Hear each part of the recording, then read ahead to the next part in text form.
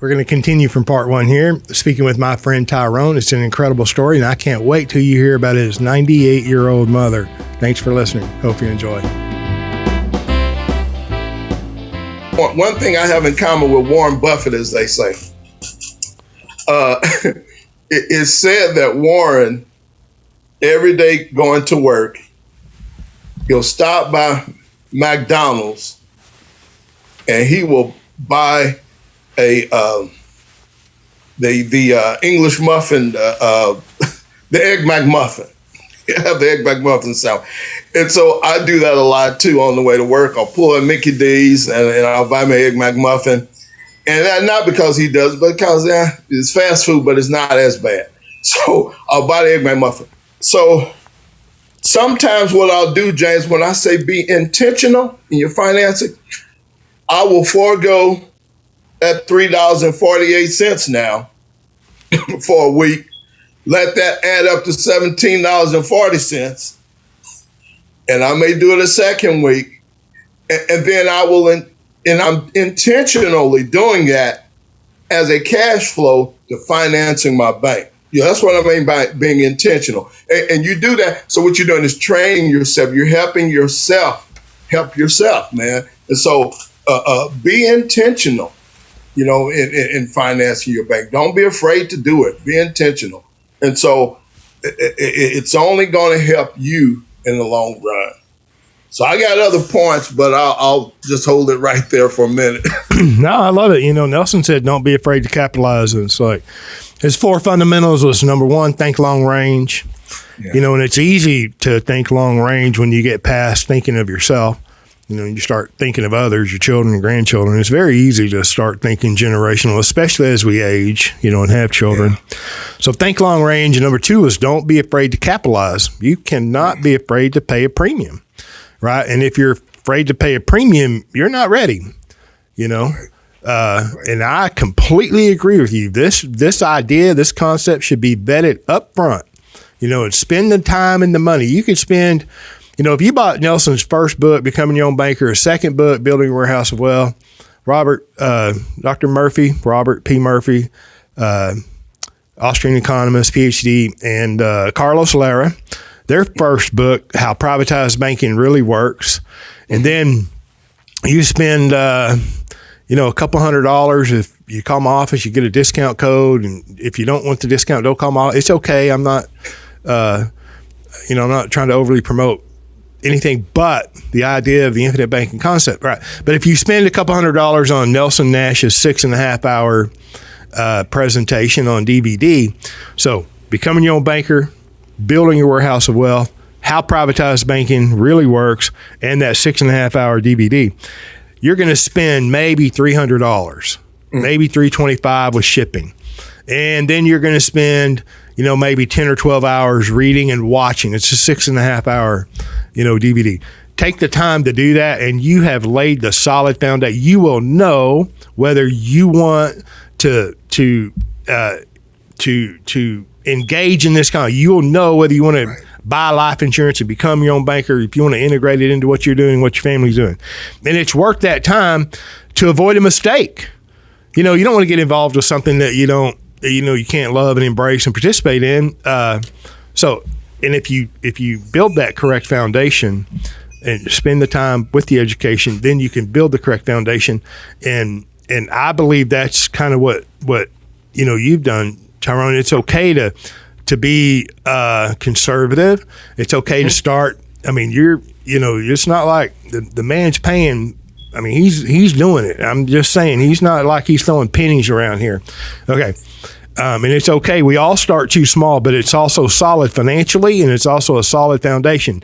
And if you build that solid foundation, the expansion is very natural. It's very natural to expand to your wife, to your spouse, then to your children, and then come back to the primary breadwinner. Because what we're doing is not standing alone in our financial life. This idea of becoming your own banker. I mean, we're financing things until we, get into passive income time, i.e. retirement. And then we're going to, enjoy the fruits of our labor, and we're going to, create passive income from the fruits of our labor. These policies will create passive income, preferentially tax treated passive income in retirement. And then, nature's nature, statistics say that you and I graduate, sir, before our lovely wives. Right. So when I graduate, and I'm pretty confident on where I'm going, and so there's this life and one more, and I'll see most of you and you, sir, on the other side. And look, we're dealing with life insurance, so that life insurance is going to mirror my life. Go figure. But my point here is, when I graduate, there is going to be a net death benefit. Even though I have enjoyed with my wife passive income in retirement, there's still going to be a net death benefit that's paid to my beneficiaries income tax free, i.e. my wife. So as we age and as we go through life, we're going to buy these things anyway. So if we structure a policy to be able to finance those things, we're just increasing the death benefit that exists in these policies. All right. And so there's going to be a net death benefit. And then my wife has a lovely place to put it, because if we've been enjoying passive income from her policy as well, and then in comes a big old tax-free check, she's got a place to put it. All she has to do is go repay loans, which then will allow her to continue taking passive income from her policy. Right. And oh my gosh, we didn't. Yeah, sweet. It's not that big a deal, but it is different. We need to learn. Yeah. So, but thanks for letting me say that. I love it. This is exactly, in my opinion, what people need to hear. Because this is what we all think about. When we're exposed to this idea. So, right. Thanks for letting me interject. So James, and I like to make this point too, and then I'll tell you probably subliminally why maybe so easy for me to adhere to this concept too is probably my upbringing. But this third point too, I like to make, in addition to vetting the process and being intentional in your financing. Third point, I would say, and this is just my experiences, I would say, at some point, let's say you've got credit card bills or some other obligation, some other credit, that you creditor that you owe. And let's stick with a credit card company because the rates are so high, the interest rates are so high. So you've got $10,000 on this credit card to pay, and then you come across a windfall. Let's say you get a $10,000 windfall. Oh, you got a cost of living adjustment. Imagine that these days, or you've got a bonus on your work, or you did a side hustle job or something, and you've got a $10,000. Somebody blessed you with $10,000. So you think, okay, I'm trying to be financially a steward of my finances, and I'm trying to keep my financial footing and foundations squared away and tight, nice and in proper order. And you say, I think I'll take this $10,000 and pay this credit card bill off. Now, if you do, you know what? Good for you. That's foundational thinking, better than taking the $10,000, buying something else, and then you're still paying 20% interest on this $10,000 over here. So if you do that, good. And anybody who does that, I wouldn't disparage you from doing that. But I find myself looking at it just a tad bit differently. And I would take that windfall. And it brings me to my third point, where I wrote it down here, and I said it this way. I said, let your dollars multitask during the capitalization phase. Let your dollars work both offensively and defensively. And what I mean by that is I'm going to take that 10 and I'm going to finance my bank. I'm going to stick it in my bank, and my dollar will now, and then I'll take the loan from the bank, and I'm going to pay that credit card off. To me, that's my dollars multitasking. And I said the dollars are working offensively and defensively, because offensively, well, you're putting 10K into a compounding, a media that's compounding. You're putting it in a place where that 10K is now compounding. So that's offense. You're putting that to work. It's working for you. You're leaving it undisturbed. You're letting it compound. You're letting it grow. You're letting it blossom. And then it works defensively, because in the sense that you then obviously you take it and you pay off the credit card company. So you're no longer paying for the 20% interest this way. Are you going to pay it that way toward the insurance company? Yeah, but it's usually much smaller percent. Now, it is a much smaller percent. So the usually like 5% has been my experience. Now, watch this, James. You may say, well, hey, why don't you take the 10K, pay off the credit card company, and now you have no bill toward them and you're no longer paying interest toward them. But if you put it in your bank and then you borrow the money out from your banking partner, in this case, insurance company, and pay the credit card bill off, the $10,000 with the credit card company goes away, but you're still paying a 5% interest, or at least an interest back to the insurance company. So to that, so some people say, well, see, so you just take the 10K, do away with the credit card company, and now you're through with it altogether. No more interest, no anything. It's gone. Well, I'm like this, James. You spent your whole life in that school of thought, paying the credit card company, paying the high interest. So this is a whole different school now.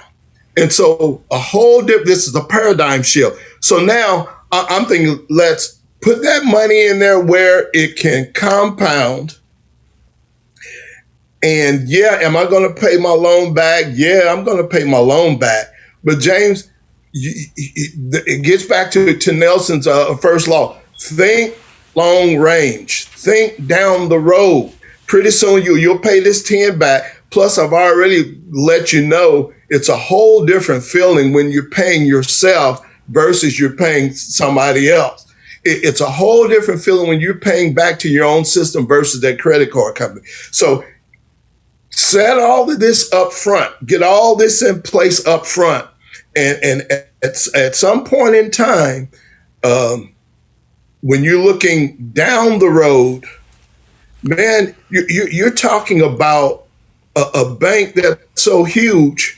And at that point, everything, you got your whole system built and everything you would need. You go to your own banking system. So go ahead, let the dollars multitask. Put that 10K in there, capitalize it, your bank, take your loan out from your insurance company and pay the loan back. You can still pay it as you want to. You're the banker. And think long range, think down the road, and think where you're going to be in this process in 5 years, in 10 years. Think about the people that are going to look like you in a whole nother generation. You may not ever get to meet, but you can affect them. And so you're putting this in place, and as I said, you're not just building dollars. Well, you are building dollars, but you're building a system. You're building a generational wealth system that's going to help folks way down the road. And you may not, there'll be people, I'm convinced, James, you may think I'm crazy, but there's going to be some people that have never met me, and they're going to say, oh, granddad or great granddad, man, wow, Look, wow, this is great granddad, great grandma, they left this for me, or they, and it'll be a system, not just dollars, but a system. And so you have to do all that up front now. This is part of the capitalization stage. This is part of the building stage. Anybody who's opened a business, you've got to spend some time. You've got to spend some hours. You've got to spend money before, the business become productive and prosperous. So get it done. I'm in the stage now where I'm building it. I see the vision. I clearly see it. Just like I'm looking at your handsome face, James, I see that vision, man. And so that's why I'm not afraid to finance my bank, because I know this is going to work out favorably for me, for my children, for my grandchildren. So that's the third point I would say. Multitask your dollars. Go ahead and put them to work. Let them compound, pay off. Don't just pay the credit card with the windfall. Be in a hurry to build that bank. Let that be a priority. Build the bank, and then you can pay the snakes and plus that's the other thing, James. It's the mindset. It's the mindset that says I come first. I'm coming when I take that windfall and I put it into my banking system, and then I use money from my banking system to pay the credit card company. That says I come first. I'm paying myself first. I'm saying about Tyrone first and Tyrone's family first. Then, the credit card. I'll pay you what I owe you, mister, but you're going to come when I get to you. And that's the proper order. Yeah, that's the proper order. And it allows you to do that. I'll pay you when I get to you.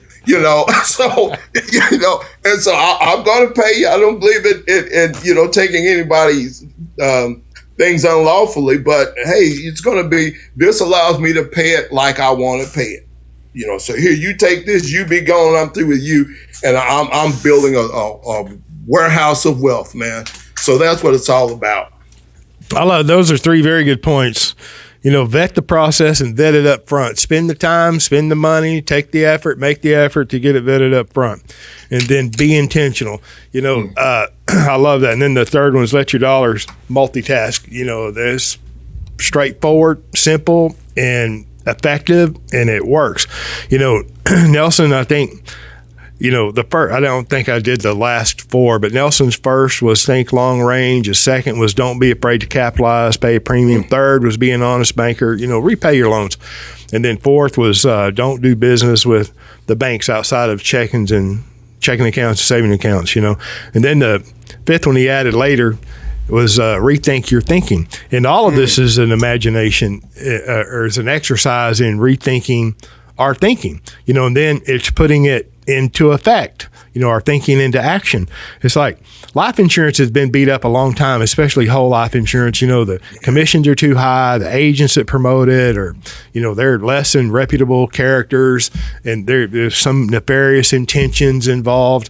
And I don't believe any of it, right? And because it's not true. But look, if I pay a life insurance premium, I mean, that is, premiums come around monthly, annually, quarterly, or semi-annually. That in and of itself gives me a path. It gives me some direction. We all have busy lives and, our calendars are full. So I'm going to pay a premium and it should be a big premium in my opinion, but it should be a reasonable premium after you spent the time and everything to vet it. It's like that gives me some discipline. There's nothing wrong with discipline. You can't create an uber pile of debt because you have an uber amount of discipline. So that most of America is going broke, at 3 and 4% rate, but their volume is 30 to 55%, debt service. So my point is, just the mere fact that I'm accumulating capital, that's number one, foundationally sound financially. That is financially sound for you and me to accumulate capital. Okay, well, capital accumulation is a derivative of paying a premium when you have dividend-paying whole life insurance. The cash value is going to grow, and there's nothing that you can do to stop it other than not pay a premium or not repay a loan, and it's going to compound forever. Okay, and then I have access to that capital to do some financing. Nelson clearly pointed out that we all have a greater need for finance than we do for death benefit. Perfect. That is true. And if we solve for our need for finance, we're asking for so much death benefit, the underwriters won't let us have it. Okay.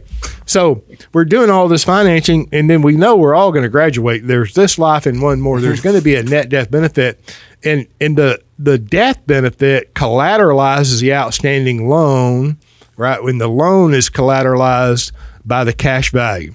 All right. So the death benefit does have value. And the older we get, the greater that value is, or it becomes more apparent. And then, if we're building a foundation and we're expanding the foundation of a system of policies, that expansion incorporates our children and our grandchildren over time. Well, pray tell who's going to get and enjoy everything that we accumulated in life and didn't give away or use? Our children. Children. So, so I don't know, our youngest child is 14. I'm not going to be here in 70 years, neither are you, but she will be, right? And then, so this idea of short range thinking is not beneficial to any of us in the long run, right? So, thanks for letting me share that note. Keep going, sir. So, I'm thinking, James, that probably too what helps me adhere to the system, the concept like I do too, is because I'm not, whole life insurance is not brand new to me. When I put my thinking cap on, man, I was raised in the 60s. And it was a different day back then, James. You had, mama could say, hey, y'all go play. And you went outside. When it was time to go play, you ran outside to play. Now, mom can say, go play. And the kids run inside to the game stations and all this kind of thing. It was different. It was a different day. And I can remember as a young boy in the 60s, we played a lot, man. We played outside all day long. And we would play some kind of ball in the street. It may have been kickball. It may have been stick ball or football. And as we're playing in the street, I would notice then a man that I knew would be our insurance agent, and he would come to our house, and my mother and my father at that time, they had my mother had several policies. She had a whole life insurance policy and took one out for all of her kids. She had 11 kids. Wow. And so my mother was born, bless her heart, she was born in 1923. My father, he was born 11 years earlier. So he was born in 12. So they took out whole life insurance policies on their children and of course on each other. And that, this is dating way back in the 60s when I got here. So and I'm sure, I have older siblings, some 20 years older. So there's no telling when they started. I don't know the exact year that they bought the first policy, but kind of do the math. But they had them. And so my mother, she, consequently bought policies on even some of the grandchildren. And to this day, she's 98 years old. And as I said, my father graduated at 77 back in the 70s. But my mother still has whole life insurance policies. And so, James, I remember, when I came across this concept, it made me think of her. And I thought about the time I was a kid, the insurance salesman would come down, he'd come to the house, he would come maybe to take the premium, collect the premium. And I can also remember too, that sometimes he would drive directly to the house. Other times he would drive and park his car at the end of the street and get out the car and start walking. Because what he was doing then was he had other clients, so he would go to their house, and then he'd go to the next house. And James, get this was on a Saturday a lot of times. It was even a Saturday when this happened. And so, everybody's home on Saturday. Yeah, right. Yeah. Exactly right. But the point I'm making was back then it was something that every family had whole life policies, and I think, and I'm getting to my mom here, I think maybe what happened along the way, I think as we began to get in corporate America began to, hey, well, get your insurance on the job and this type thing. And that's great, except for what about when you leave the company? What about when you retire now? And now that policy that you had through the company is no longer valid. You see what I'm saying? Mm-hmm. So it has to be, you have to have, that's the thing I would encourage you, get a policy outside of, the job. Because if you lose the job or leave the job, that policy goes away. So, you want something on the outside because you still have to, as I said, think about the family. You've got to, long after you're gone, you still have to provide for your family. So I think maybe corporate America kind of helped veer things away from the emphasis being put on purchasing insurance, whole life insurance, at a family level. So back then they did, and so I was when I was introduced to this concept, I ended up calling my mother because I knew, she was well aware and well familiar with whole life insurance. And I remember saying the conversation kind of went like this, James. I called and I says, hey, Mom. She said, yeah, babe, how's it going? And I said, I got, and we did the small talk. And I said, I got something I want to bounce off of you. She said, yeah, what is it? And I said, you had whole life insurance policies when I was a kid, right? She said, yeah, I have policies on all of my kids and grandkids. She said, I've got policies on, and she mentioned a grandson, one of my sister's sons. She said, I got a policy on him now. And she's 98 years old.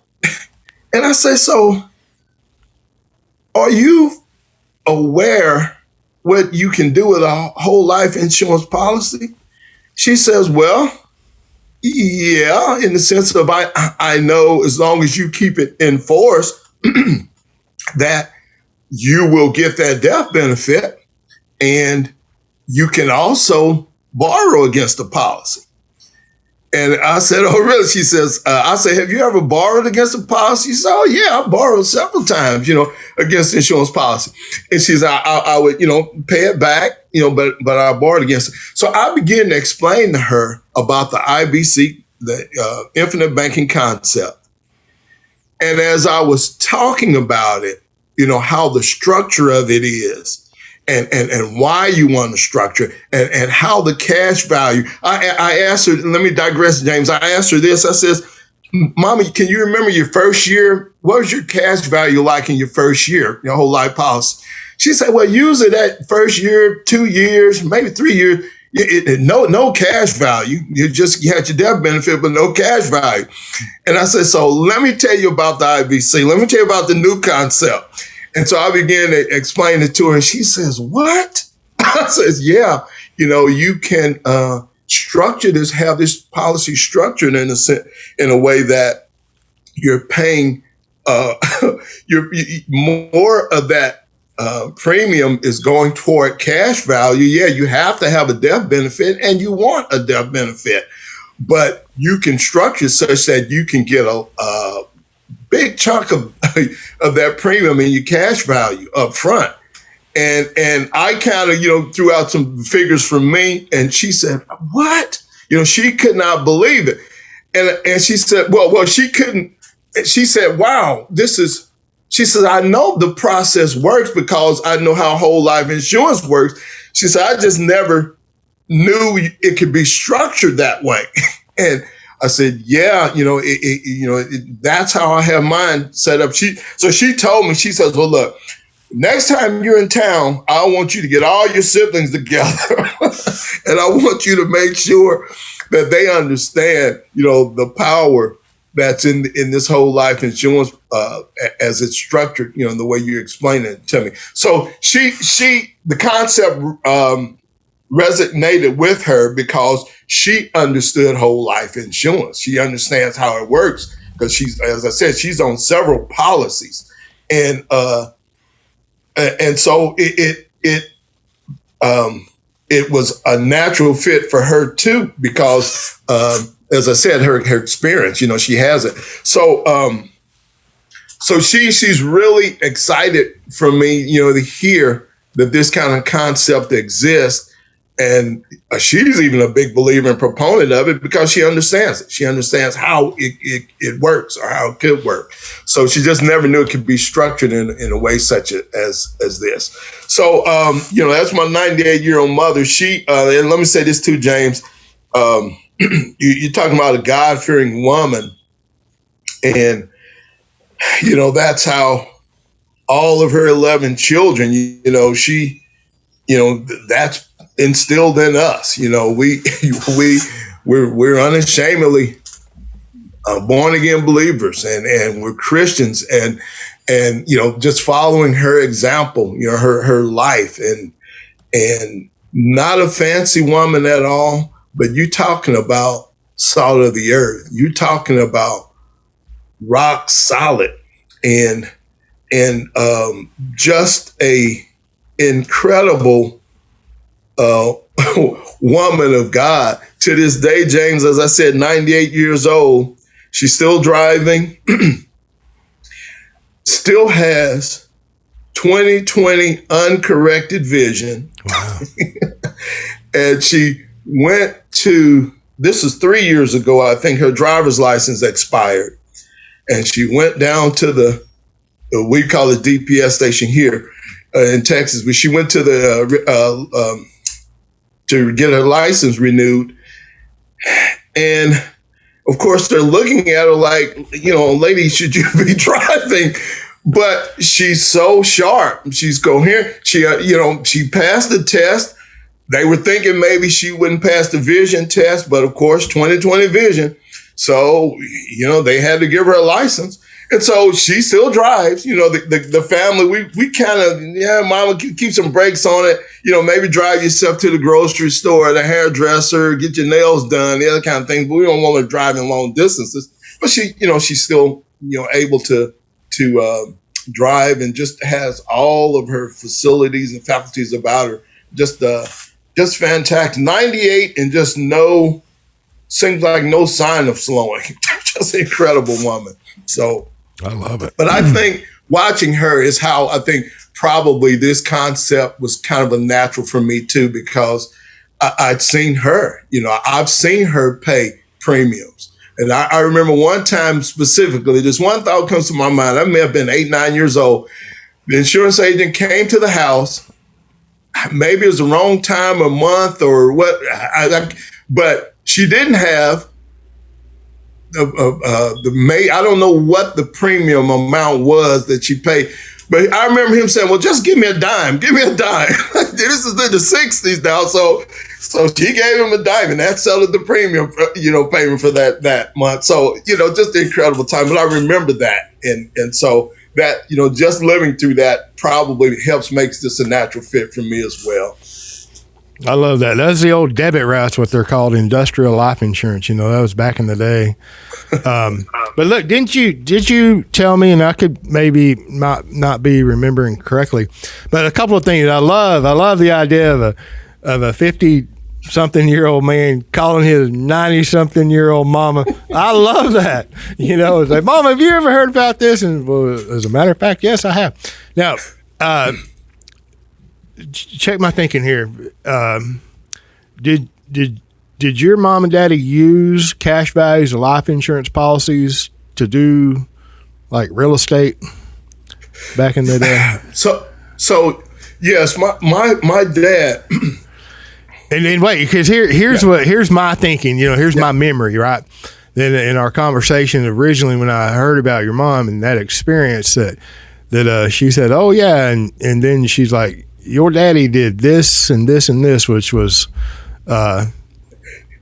it was very powerful, and I loved it. So, but, okay, yeah. So as I said, my dad was born in 1912, and I was born in 1961. So he was well up there in age when I was born, and so I can remember when he retired from work. He started work at 15 this is up north in a meat packing company, and he retired at 65. So he retired a master butcher, the meat company house. And so when he retired, and I can't remember the exact year, but I think I was in high school, he had owned, or they had owned, my mom and dad had owned several rental properties. And I can remember, that's one of the things as a kid that I kind of hated, because I would have to, with me being number 10 out of the 11, I was one of the last to leave, especially boys. And, you got to help dad with different things. If you own several properties, and I think at one point he may have had, I don't know, maybe, I know over a dozen rental properties. And so I'm the last boy. So, you can't play ball on Saturday because, or it interrupts your ball plan because you got to go do this with dad or do that with dad on one of the rental properties. But yeah, so those things were, so yeah, they did have those properties. And so they would use, and they had the insurance premium, or I'm sorry, they had the insurance policies, and they had the cash value in the insurance policies. And so some of that some of that cash value was also used to help out in those the purchase of those properties. And so we're talking about things like this being done back in the 60s. Yeah. So my dad, I really wish I could talk to that guy, man. As I said, the older I get, the smarter he got. But look at the forward thinking, or just look at the thinking. And I'd heard other stories, things like Walt Disney, for instance, J.C. Penney, and these people starting these empires like they did, and couldn't get a loan from the bank, couldn't get a loan from, a financier. So they fell back on the cash values in their life insurance policies and use those funds from the cash value and to spring. Can you imagine Walt Disney? Have you been to Disney World? No. Can you imagine starting those places with the funding from his cash value, or J.C. Penney building an empire, or the Betcher family doing what they did here in Texas? All from using cash value in the insurance policy, so whole life insurance policy. So it is not. In a way, it's amazing, but in a way, it's not. All it takes is somebody thinking.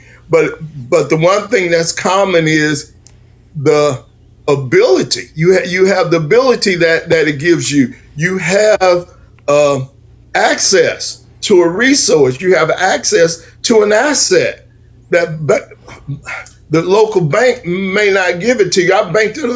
Maybe I can't call the name, but I banked at this bank for 30 years.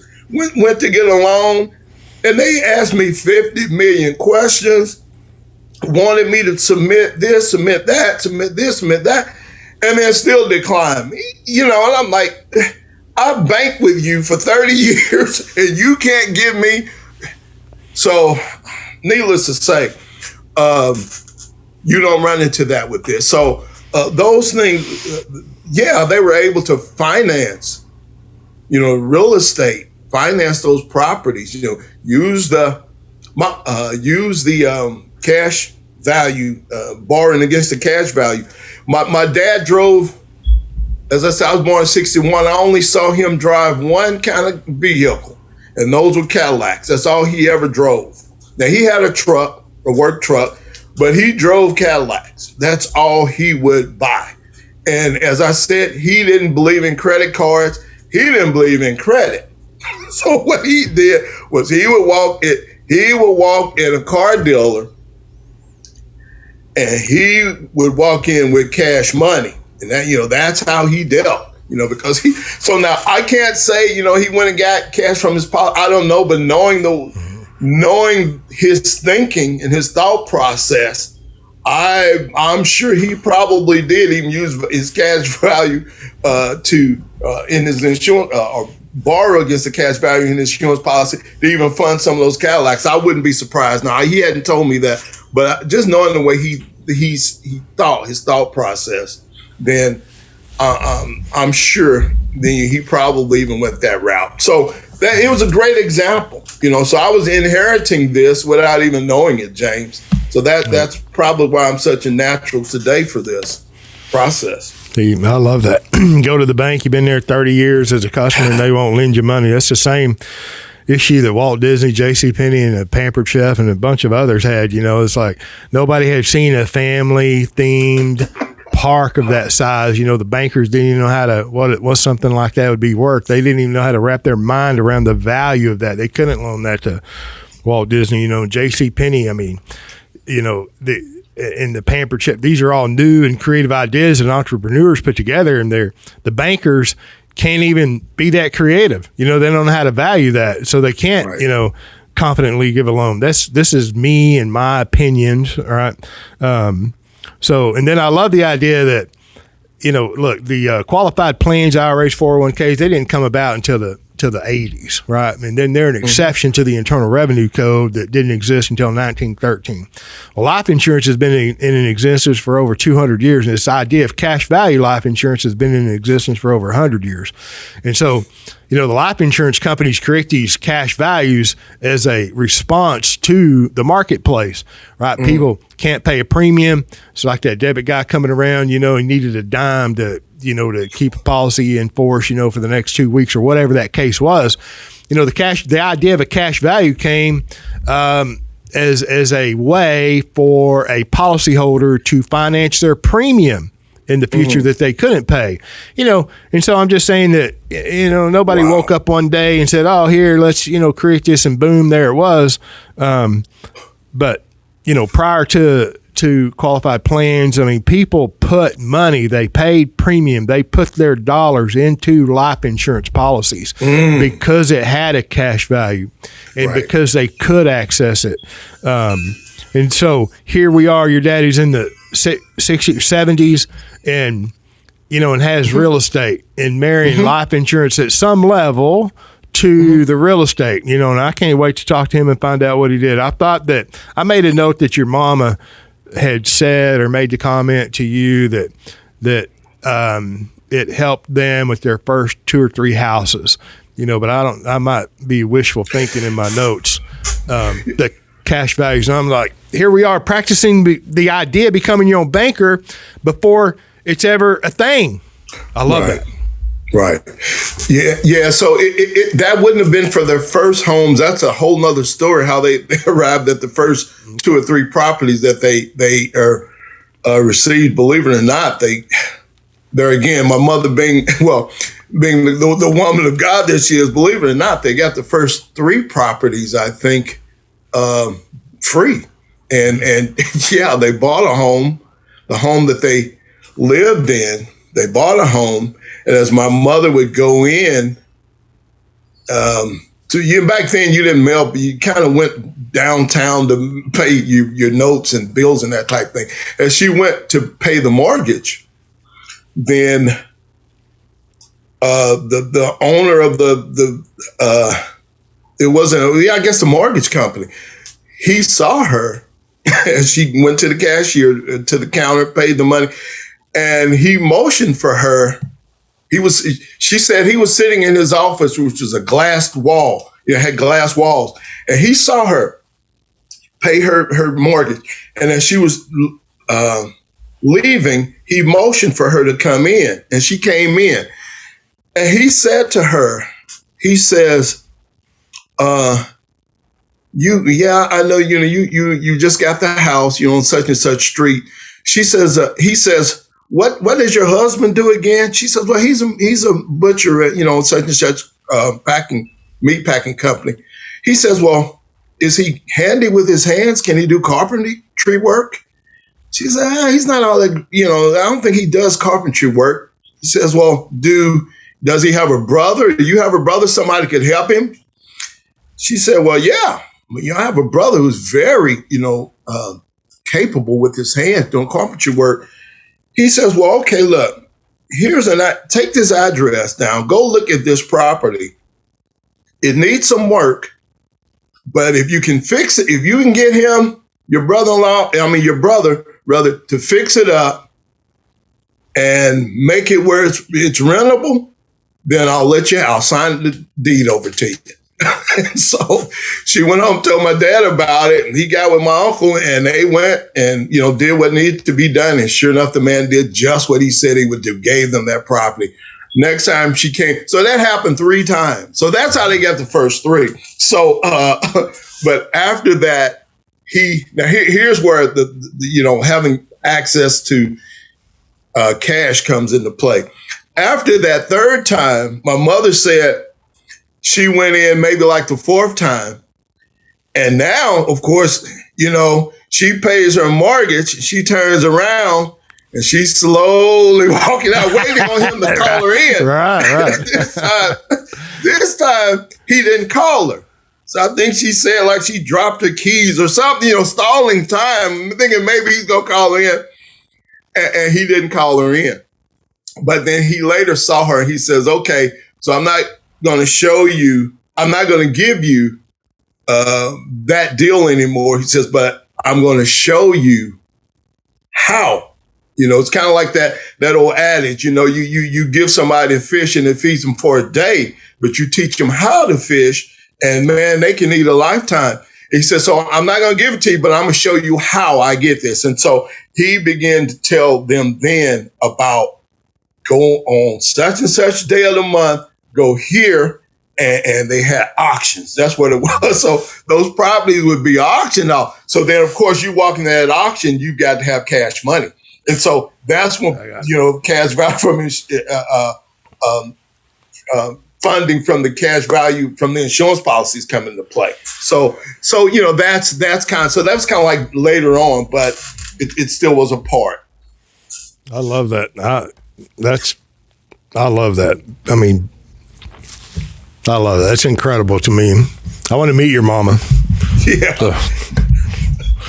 All right. Well, what else? We're going about an hour and a half here. I'm probably going to break this into 2 parts. Oh my goodness. Wow. But hey, that's what happens when you're talking with friends about good ideas and things. I think an episode like this, or if we do 2 parts, I legitimately believe that somebody could listen to an episode like this 1 or 2 times and have all they need to know to get started and figure out what they need to do and how to do it. I believe that. James, I believe that too. And I'm going to say this, and I'm sorry, man, I went so long, but as you can tell, I told you I was looking for this concept before I found it. And I think I've learned a lot through your office. I'm kind of one of the Patreon members there, and and come in and look at some of the videos that's available for clients, if I can use that term, and Nelson Nash. Of course, I have all his material and just really can't get enough of the guy, man. I'll be honest with you. I mean, just his presentation, what he has to say. And I love the story that he gives where he's talking about, because I say all this because I see it the same way, where he's talking about after he had the open heart surgery. And I thought about, if you remember his brother, he mentions his brother died early, if you remember that. And so maybe it was something Nelson had too, but he was kept here for a reason, for a purpose. And I believe that purpose is this concept. I believe that. I believe that old man stayed around. The Lord let him stay around for as long as he did so that this concept could get out, because it's beneficial and to people like me. And it's so, yeah, somebody needs to see this, and you need to get started, because we're talking about putting your money in a place that's protected, where you have access to it, where it can benefit you. We have long range plans. You know, I mentioned cars and water heaters and sunsetters, but oh no, James, that's side note. My daughters and my family, we've got plans that it's going to take some cash to get it done. And so I told them, I says, you know, we still have family meetings, although they're all grown and on their own. We still have family meetings. I told them, I says, Dad's going to be working on the accumulations, and we're going to keep, you know, the plans and dreams that we have. We're going to keep them alive.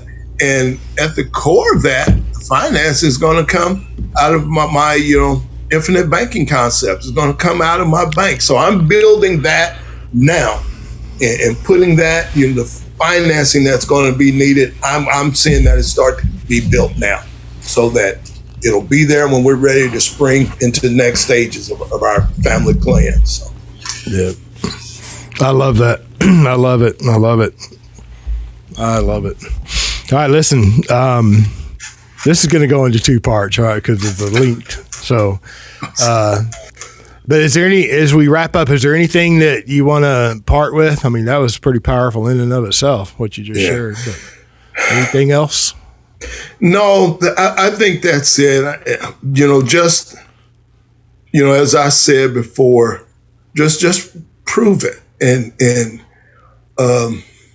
once you do, then act, you know, and, you know, control, man, it's a good feeling. You know, it's a good feeling being the banker.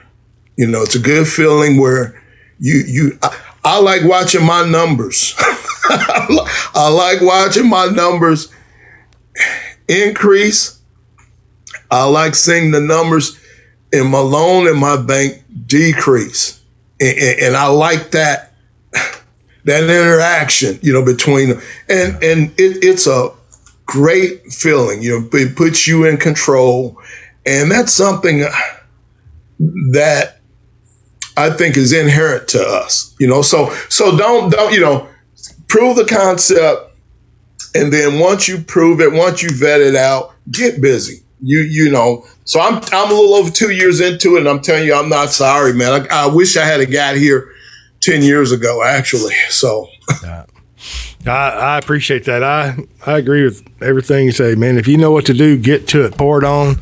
You know, we're sitting here aging as we talk. You know, time's going by. It's like, and I like to say, and there, because I believe it, you know, there's plenty of time, but there's none to waste. You know, get to it. Yeah. All right, Tyrone, listen, man, I appreciate you, sir, and sharing your story is very powerful. You know, you're very powerful. And I think a lot of people could be served very well if they'll take the time to listen. So, yeah. And then take action, as you said. So. James, thank you for everything, man. You know, as I said, you're godsend for me. You were the person I needed. You know, I was the student and you were the teacher that came along, and I needed that. And I really thank God for you and the ladies in the front office and for Jake and, you know, everything. So you're helping me get to next levels and learning more and more and more about, you know, the concept. And the financing, you know, in general, it's been instrumental. And, you know, so thank you for that. Thank you for friendship. Just thank you for everything, Guy. You've been a godsend. Listen, you're welcome. Those are very nice words, very kind words. I appreciate you saying them. I sincerely appreciate you, and I thank you. It's like, it's all good. It is all good, and we can do better things by sharing, leading the way, being an example and sharing with other people. Some will get it, some won't, but, the ones that will, God bless them, and the ones that won't, God bless them all. I'm just saying, there's so much to do, and you can do it. We can do it. We can be the way, be the example and lead the way. And so let's get to it and keep going. Okay. All right, Tyrone. Thank you, sir. All right, man. Thank you, I appreciate James. you. All right. Have a great rest of your day. And, this will be available. When it's available, you'll get to see it. Okay. Okay. Thank you. All right. Thank you.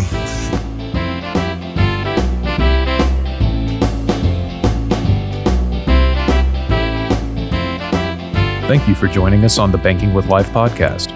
If you're watching on YouTube, make sure to like and subscribe and click on that little notification bell. Otherwise, join us on Apple Podcasts and Stitcher for weekly content.